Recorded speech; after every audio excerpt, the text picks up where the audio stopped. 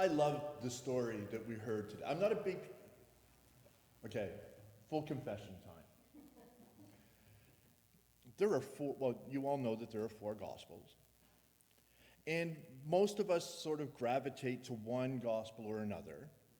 Reverend Cheryl loves the Gospel of John. And so usually when the Gospel of John comes up in the lectionary, Reverend Cheryl would do a lot of the preaching. But she's not here today. And so this particular miracle story falls to me, and we hear the miracle story from the Gospel of John. But this happens to be one of those stories that I absolutely love, and as Stacy reminded us, or told us this morning, this particular story, the feeding of the 5,000, occurs in every single Gospel. In every single Gospel. And it's a reminder for me, that miracles come in many forms and in many ways, and they get experienced and expressed in a multitude of ways.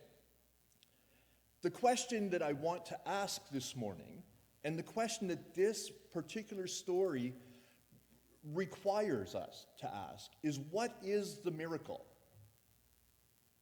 What is the miracle that happens in this particular story where we are told that Jesus and his disciples had traveled to a place, they were followed by 5,000, in most versions, older language versions, it says 5,000 men.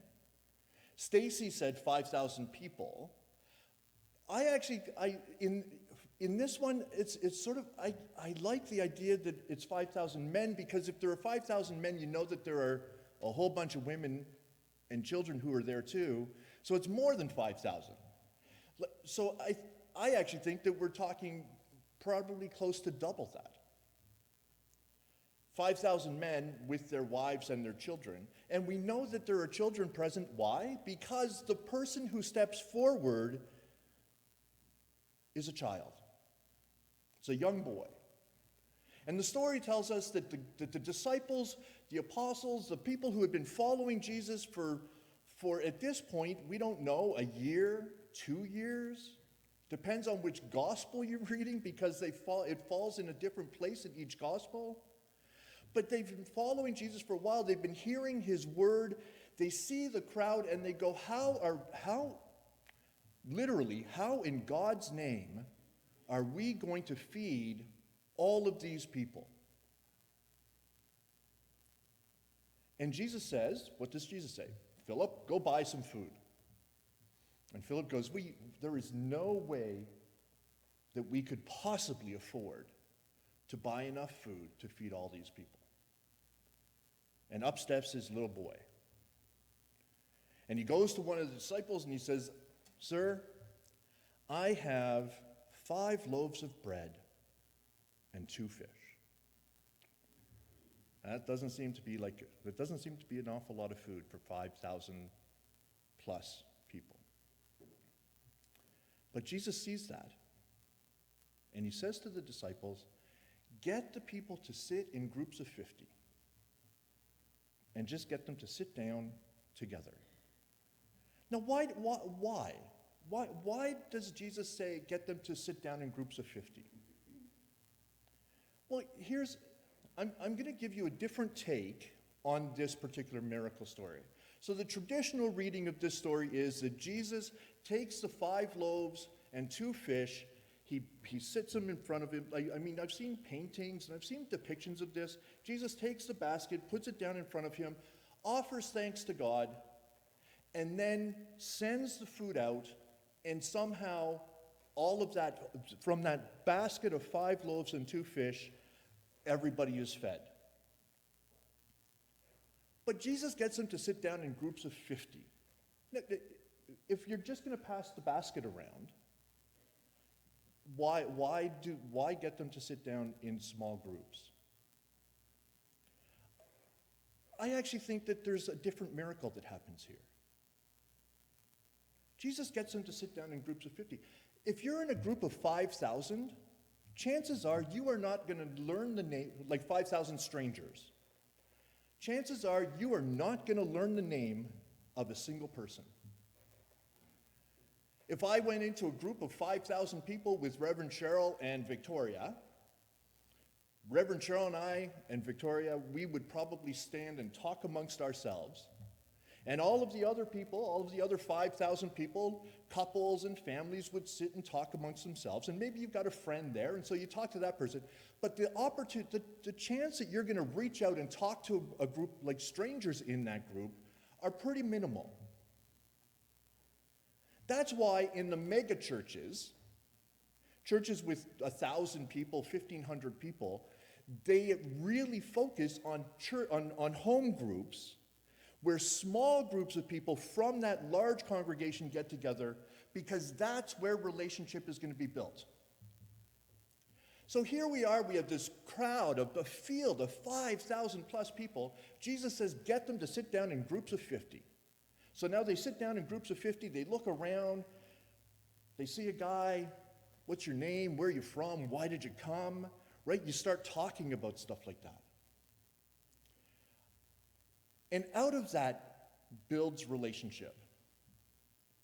So a number of years ago, before I entered ministry, I was living in Quebec, in Laval, and the local radio station had a contest. And the contest was called Get a Life. Now, I was a graduate student. Lynn, my wife at the time, was a teacher, and we had two small kids in the house. Max was, 8 or 9, just starting school. Zoe was 2 or 3. We had a huge amount of debt. We had two small kids, so our lives rotated around our children. And so the contest was called Get a Life. And what you had to do was you had to make a list of your top 10 reasons why you had to get a life, and then send it into the radio station. So the other part of the story is I had just bought a new fax machine. Remember when fax machines were not part of your printer and you couldn't do it just out of your computer? We had just bought a new fax machine, and I thought, I have to test this fax machine. So I typed out my top 10 reasons for why I needed to get a life. And I sent it into the radio station.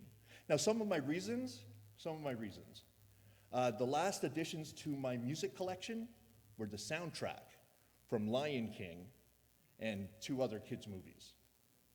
The last additions to my art collection were the movie posters from the Lion King and 2 other kids' movies. We have, and I said, we have, between my wife and I, we have 3 degrees, $18,000 of debt. We couldn't pay the rent. We didn't know how we were going to pay the rent. Well, I faxed it off. Oh, and the other one was, it's amazing what you can do with a 1976 Lada and a roll of duct tape.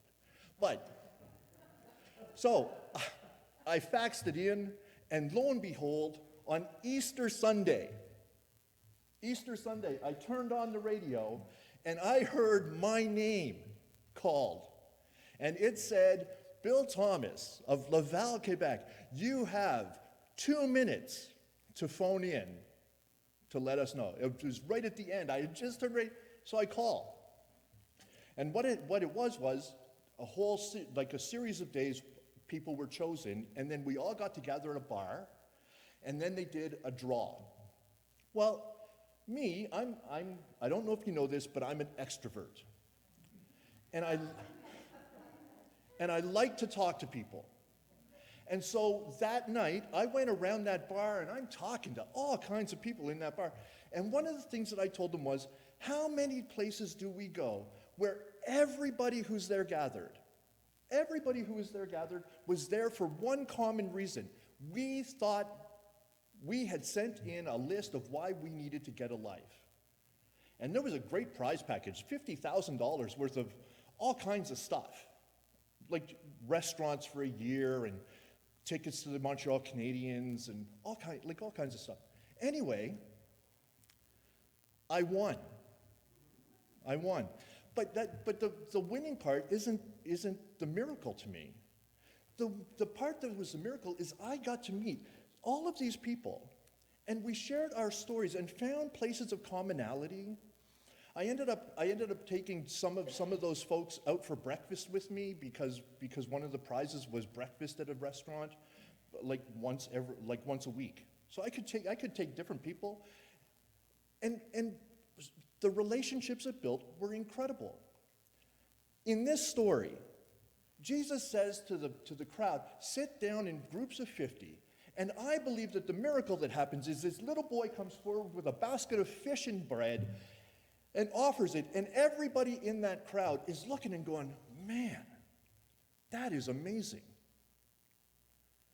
Now, all of them knew that they were going out out to follow Jesus. And so they were going out for at least a day.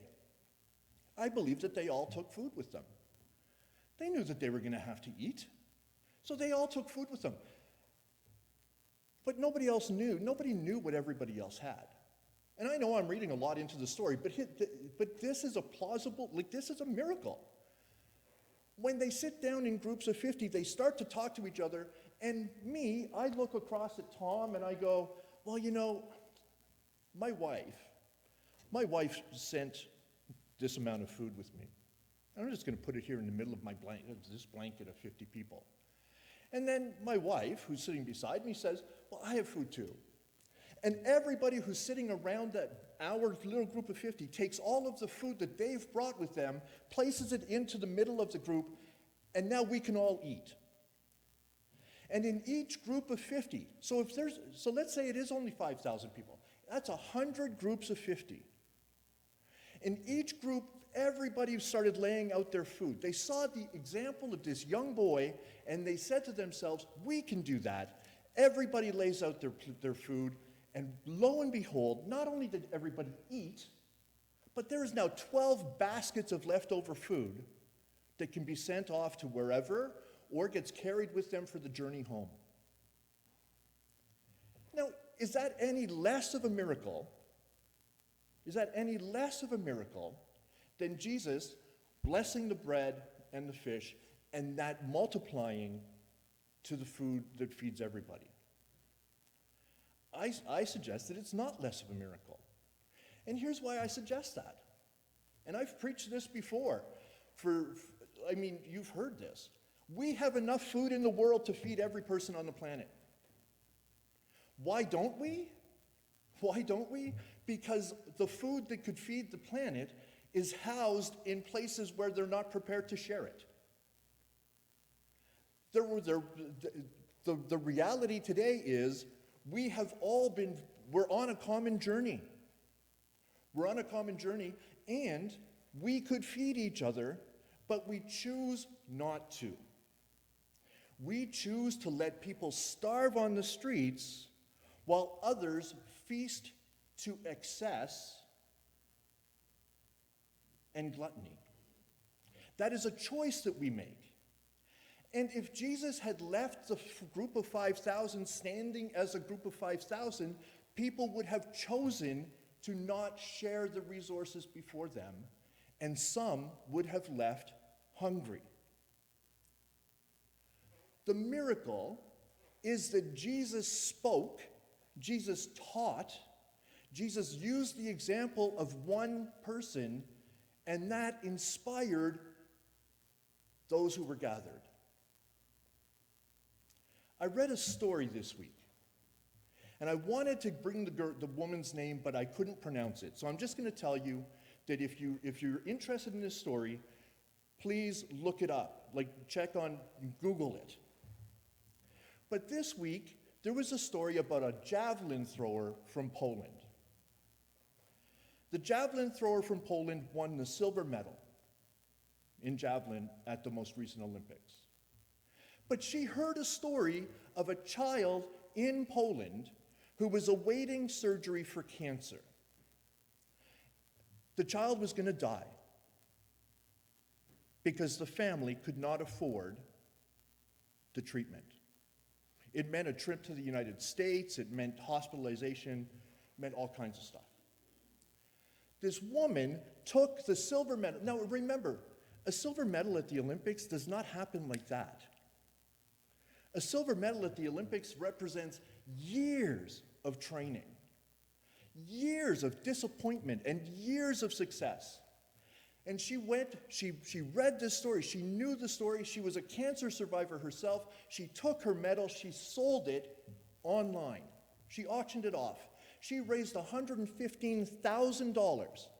And it was bought by the owner of a chain of convenience stores. But the story doesn't, so that's a miracle in my mind. That's a miracle.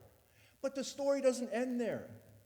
The person who bought it turned around, paid the $115,000, and then gave the medal back to her because he realized everything that she had done for that, the sacrifice, and he honored that. This is not only the story of the feeding of the 5,000, this is the story of the rich young man who Jesus said, tell me about your life. And he told him that he lived according to every commandment. And Jesus says, okay, go and sell your possessions and give it to the poor. And he couldn't. He couldn't. He could not make that last step in the miracle. The last step in the miracle. Here's the other reason that this story just grabs hold of me. Because it doesn't end. Stacy told us that it doesn't end with the feeding of the 5,000. It ends with the calming, or it ends with the storm on the sea. It ends with the disciples in a boat and Jesus walking out to greet them. And remember the other part of that story, right? I can't remember. I was listening to it and I can't remember if it's part of John's story or not. But it's part of my understanding of the story.